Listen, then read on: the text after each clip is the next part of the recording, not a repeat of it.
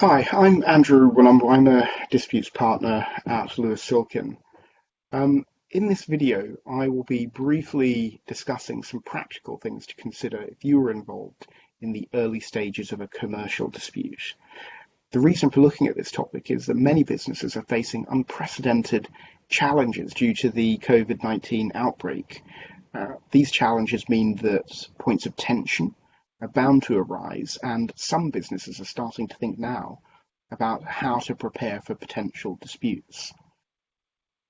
Perhaps the first and most important thing you need to consider in the pre-action stage is the legal merits of your claim. What were the parties supposed to do in your deal? Has anyone breached the terms of the deal, and what damage has been caused by that breach? In addition to carrying out a merits assessment, think about the non-legal costs of litigation. How will litigation affect your relationship with the counterparty or with third parties? What are your commercial goals? What does a good outcome look like? Can you afford the management time that will be taken up by litigation? By asking and answering these questions honestly, you will lay the foundations for how you approach your potential dispute. In addition to assessing the merits of your position and working out the value of your claim, you also need to check whether there are any time limits for bringing proceedings. If a claim is being brought for breach of contract, there might be agreed terms in the contract which provide a fixed period within which the claim must be brought. In the absence of an express contract term, although there are certain exceptions, the general rule is that parties will have 6 years to bring a claim for breach of contract, and the 6-year period starts to run from the date of breach of contract. Another thing to think about in the pre-action stage is evidence.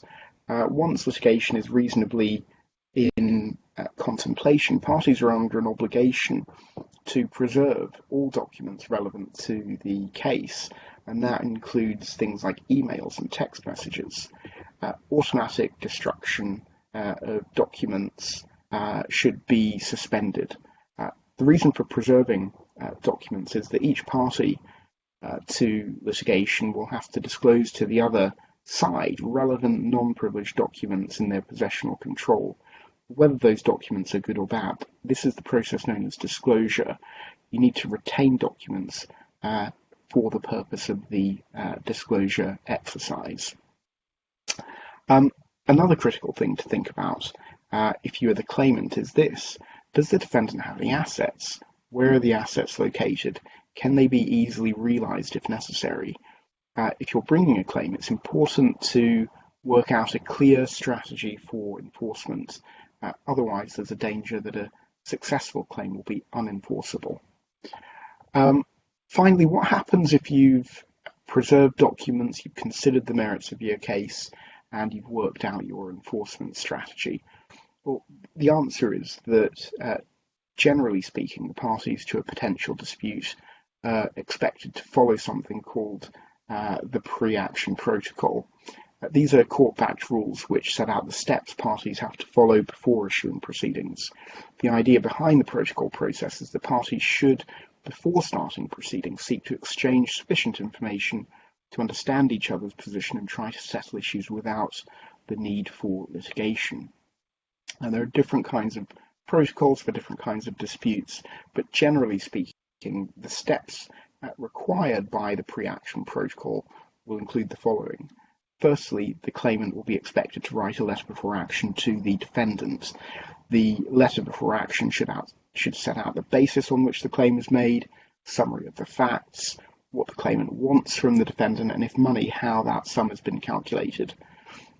Second, the defendant is expected to respond to the letter before action within a reasonable time and set out their position in respect of the claim.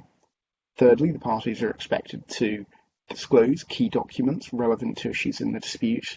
And the final part of the pre-action protocol process is that the parties are asked to consider whether alternative dispute resolution, or ADR, might enable them to settle their dispute without the need for litigation.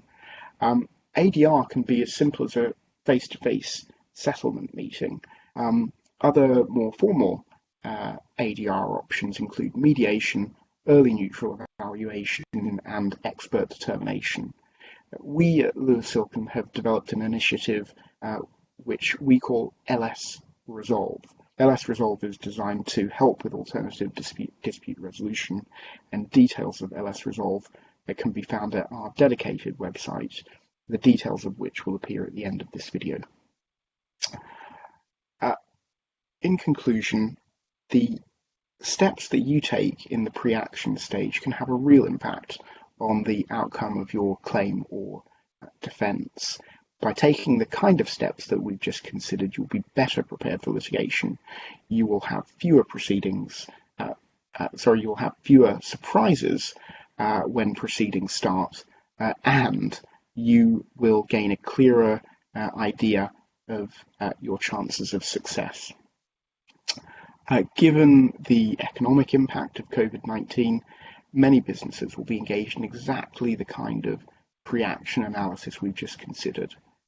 For further information on the legal issues surrounding COVID-19, please visit our COVID-19 hub at lewissilkin.com/coronavirus. We are also offering a free 30-minute helpline for COVID-19 related queries, and our helpline can be accessed by emailing cv19@lewissilkin.com. Thank you.